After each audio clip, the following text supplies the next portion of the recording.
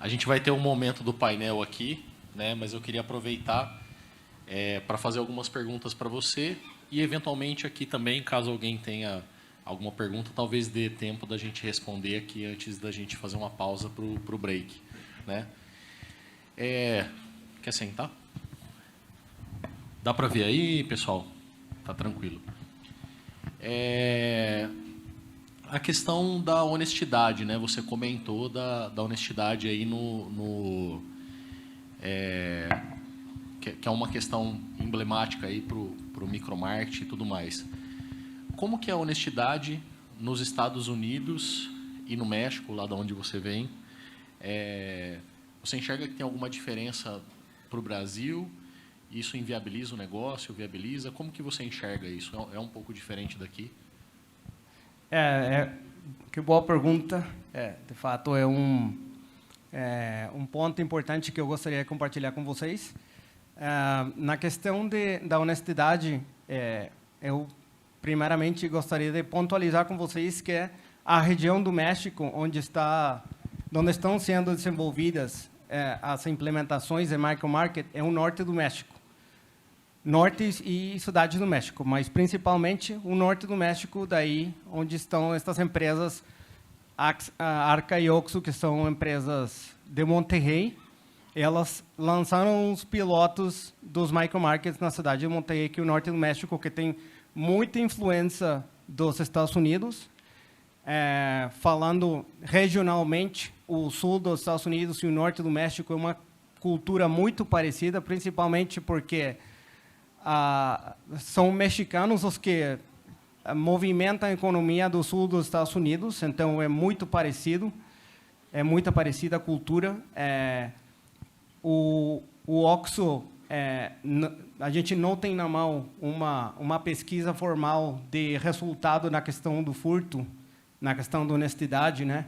Mas a própria gente do Oxxo já ter identificado que existe e está acontecendo muito menos furto nos micromarkets que nas lojas de conveniência, de posto que eles têm milhares de lojas, né? Então, conhecem bem o negócio, são os mestres na região da toda a América Latina em operar lojas de conveniência.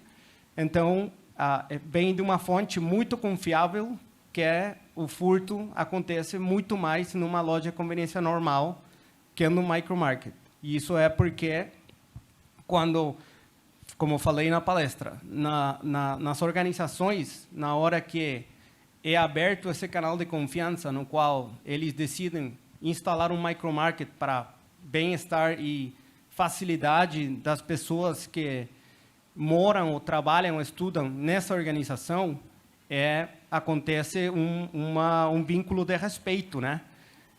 Coisa que não existe numa loja de conveniência normal, e sim acontece na hora desta interação de ter um micromarket. Então, mesmo nenhum estudante, executivo ou funcionário de uma planta de produção vai se expor a ser expulso ou perder o trabalho a causa de um snack e um refrigerante quando está sendo visto, que é uma coisa que não acontece numa loja de conveniência normal, e sim é monitorado no micromarket, colocado da forma certa, né? Com umas câmeras de segurança que deve ter, a localização certa. Muito interessante. Então, quer dizer, a própria Oxxo não é uma comparação de marcas diferentes, né? Então, a própria Oxxo, ela analisa as lojas dela na rua em comparação com as lojas dela de micromarketing, e as lojas da rua têm um furto maior que a de micromarketing. Exatamente. E aí, aproveitando que a gente está falando de Oxxo, acho que boa parte aqui, o Rodrigo comentou, passou um pouco, né, sobre esse tema, mas é uma coisa que eu tenho um pouco de curiosidade. A Oxxo, ela entrou muito forte no Brasil, né?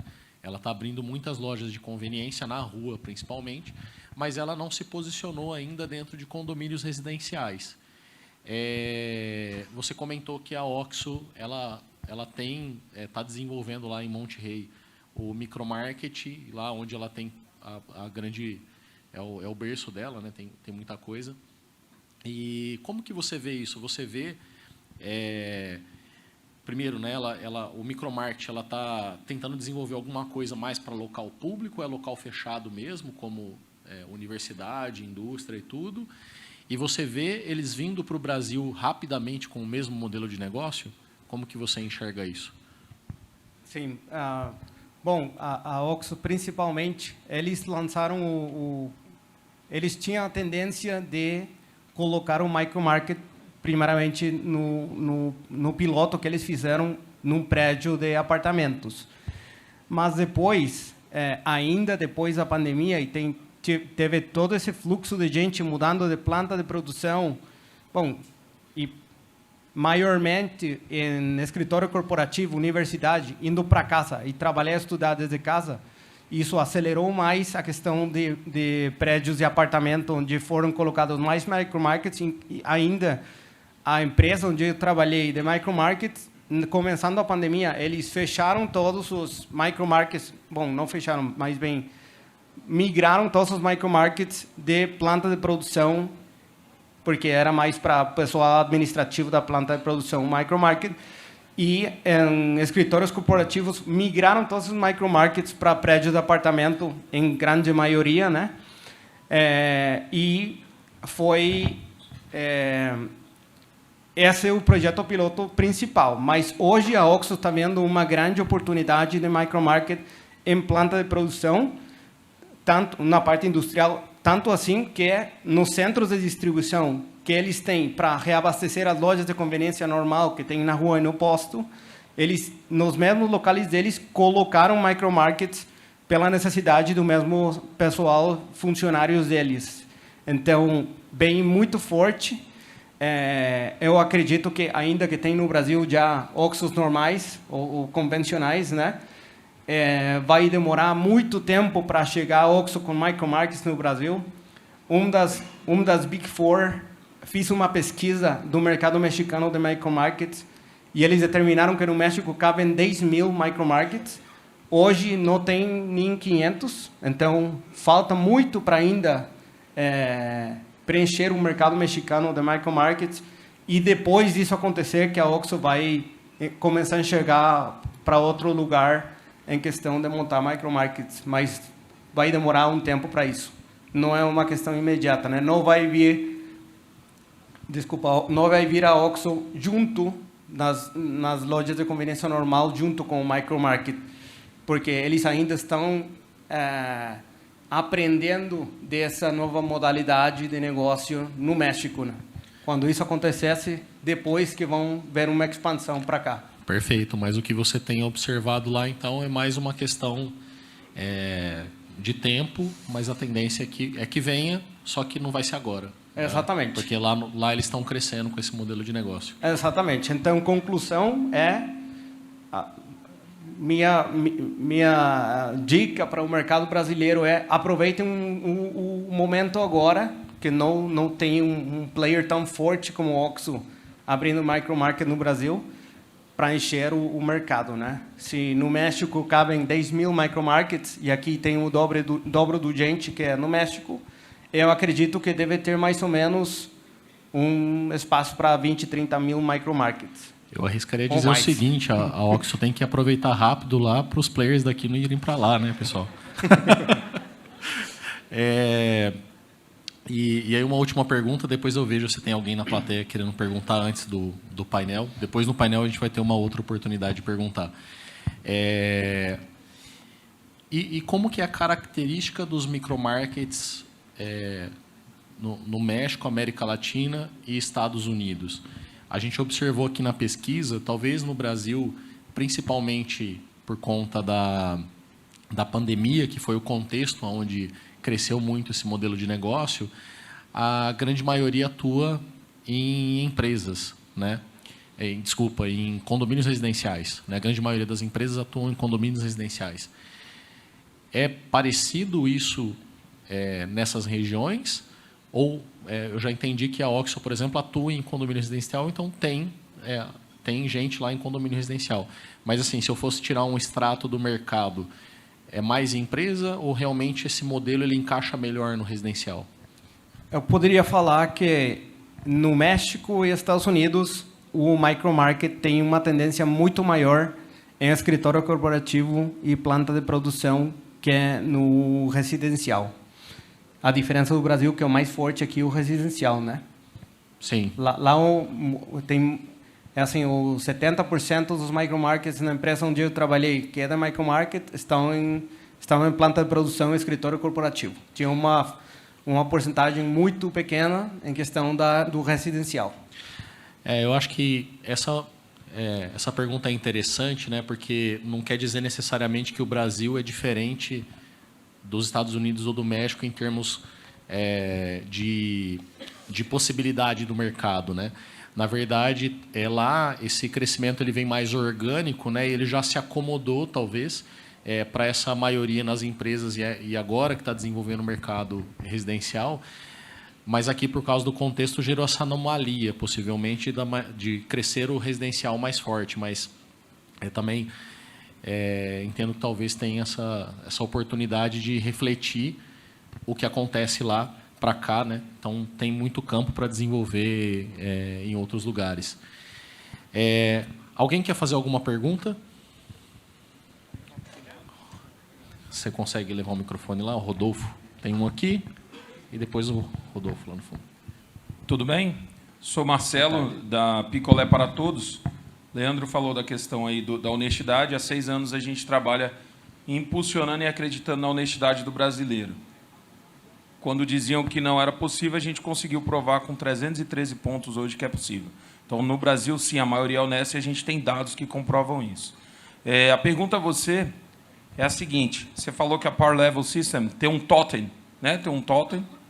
E você vê a possibilidade desse totem ir para o mercado real, tipo o store. Eu tenho sorveterias físicas e queria substituir o checkout lá. Eu tenho 5 caixas, eu pago 5 pessoas para receber pagamento, que fica em pé de 9 da manhã às 7 da noite e final de semana. E eu achei interessante isso aqui.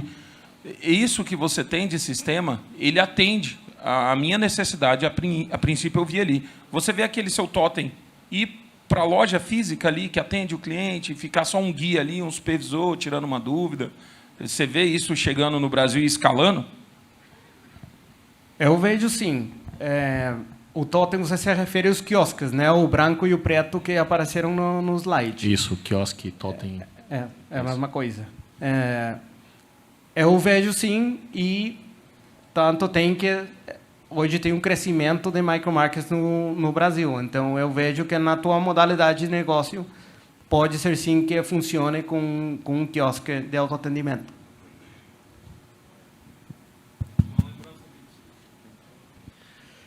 Aproveitar para agradecer ao Marcelo, do Picolé para Todos. Ele, ano passado, não teve presente, mas foi o ganhador aí de pioneirismo no modelo de micromarket com esse projeto aí do Picolé para Todos. Pode falar. Tudo bem. Rodolfo, o Smart Café. Obrigado pela tua palestra aí, pelos insights. Obrigado. Eu queria entender, não sei se você tem de informação, como é que é América Latina, Estados Unidos e México, índice de perdas nos micromarkets. Você tem esses dados comparativos, não? Ou em percentuais ou em alguma coisa? Como falei, não tem uma pesquisa formal, não tem uma pesquisa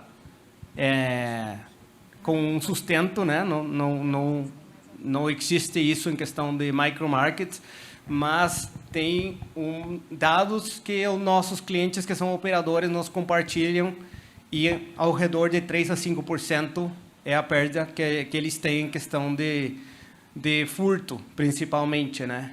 Infelizmente, é isso que acontece, mas não é uma questão que só acontece no México e Brasil, que são economias muito parecidas. O consumo do brasileiro e mexicano é muito parecido também, mas isso acontece também nos Estados Unidos. Tem furto também nos Estados Unidos. Não é uma cultura completamente diferente, até pela influência também, né, do volume do latino que tem morando nos Estados Unidos também.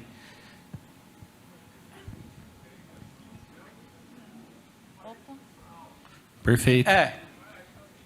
Mas em geral o que o operador fala, né? Mas tem uma percepção muito notável que tem um furto que acontece muito mais na loja tradicional que no micromarket, pelo que eu falei do vínculo de confiança que é criado na hora que a organização abre a porta de ter uma loja hiper conveniente na mão ao benefício das pessoas que estudam, moram, trabalham aí, né? Isso é muito contra-intuitivo, né? E por isso que é legal que o dado vem da mesma empresa, né? Se fosse fazer uma aposta, com certeza eu apostaria que o furto maior é na conveniência da rua, né? Mas, assim, como a comparação é da mesma empresa e ela está afirmando que o furto da rua é maior que o do micromart, isso é realmente interessante, né? É um insight bem interessante. Sim. Pelo perfil do latino, a gente, em princípio, pensaria que o maior furto vai acontecer no micromarket, onde ninguém está vendo, né? Não tem funcionário nenhum olhando ali, ou ninguém que fale, ei, não se comporte de forma correta, né? A gente pensaria isso, mas a realidade é, por surpresa de todos, a própria OXXO fala, cara, eu tenho muito menos furto nos micromarkets que nas lojas tradicionais, porque o pessoal se sente cuidado, né? O pessoal se sente com essa abertura olha, estão me dando a oportunidade de ter aqui na mão o que eu preciso, uma garrafa de água, um snack, uma salada, um copo de fruta, para o meu bem-estar. Então, eles honram isso. Eles agradecem com honestidade essa oportunidade, essa facilidade que a organização está dando para eles, né? Perfeito. Então, a gente vai para mais uma pergunta agora, e aí depois a gente vai fazer um break e voltar para o painel. Aí no painel a gente vai ter mais oportunidade aí de perguntar. Boa tarde. Fuad, tudo bem? Tudo bem. Obrigada pela tua apresentação. Obrigado. Até conectando com o que o Rodrigo tinha comentado, desculpa, meu nome é Ana, sou da Honest Market Brasil. Até Oi, comentando com o que o Rodrigo tinha falado sobre o uso da tecnologia como meio e de a gente conectar, diferenciar, né, tentar diferenciar os operadores, como que você acha que a tecnologia no âmbito da América Latina e dos Estados Unidos também, como que ela é usada para customizar essa experiência do consumidor para o consumidor? Então, que tipo de informações essas tecnologias podem trazer? E para os operadores também se diferenciarem, né? O que essa tecnologia ajuda eles a se diferenciarem, considerando que tem centenas, quase milhares de operadores nessa região?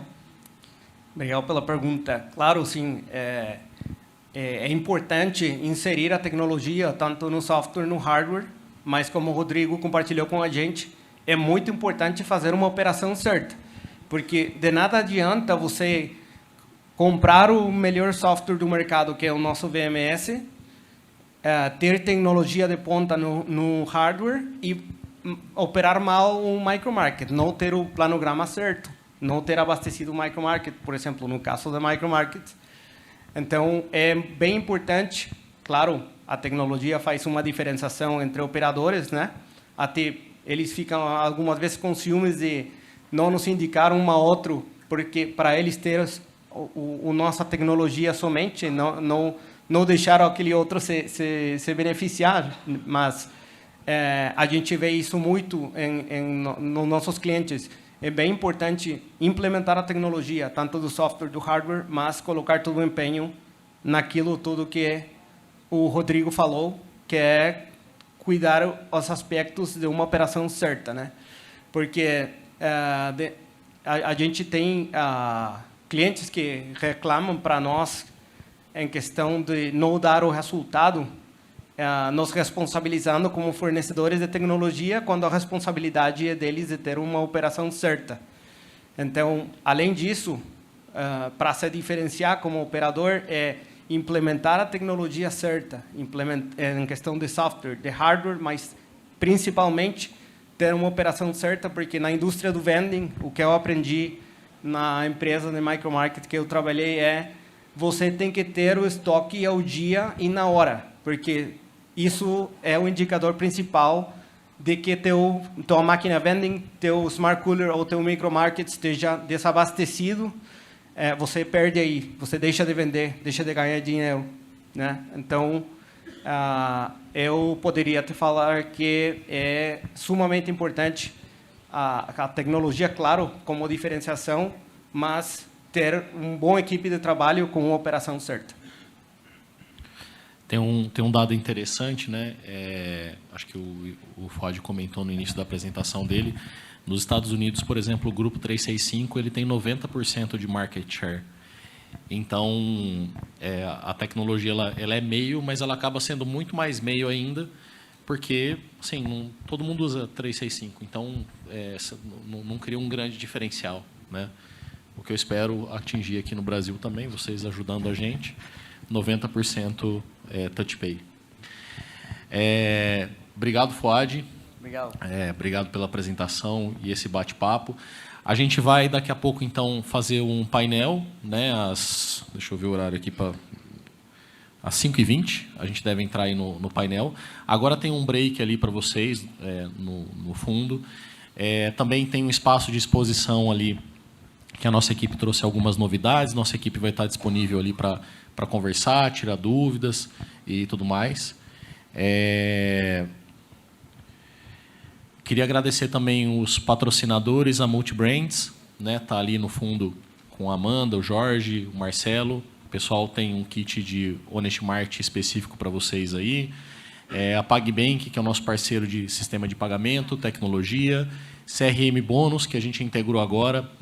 Então, quem estava sempre procurando aí cashback, programa de fidelidade, tudo mais, a gente acabou integrando com a maior plataforma aí do Brasil para esse tipo de solução. Então, procurem ali, o pessoal no fundo está até com o banner, esqueci o nome a lona ali com a CRM Bônus, com o logo deles ali.